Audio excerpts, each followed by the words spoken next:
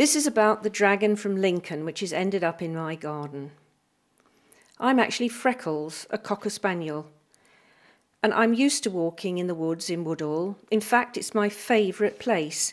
I get dragged there at half term by the grandchildren, and I've always enjoyed it. But about 18 months ago, something weird happened, and I got taken up to what looked like a building site. It was a bit strange. However, at last a house appeared, and then they decided to do something about the garden. I was really pleased that they transferred my favourite tree, but not so keen about the gate they installed, I think to keep me in. I've got used to seeing carvings in the woods at Woodall. There are quite a lot of those put there by the Woodland Trust. But one day, a peculiar creature arrived in my garden. I really was most surprised. Then I thought, well, perhaps it'll be someone to play with.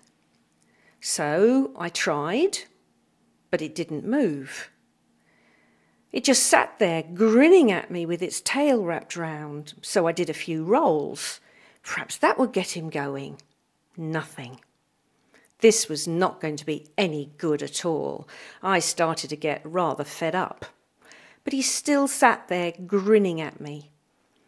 I decided I'd had enough. That was it.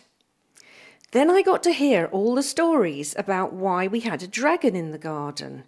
And apparently it's a copy of a dragon that was carved to replace a worn-out one on the wall of Lincoln Cathedral.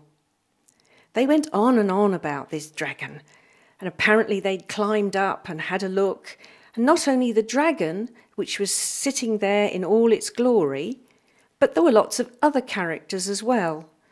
There were pictures of people who'd been involved in carving the cathedral hundreds of years ago. And believe it or not, there's even a monkey with all his fur.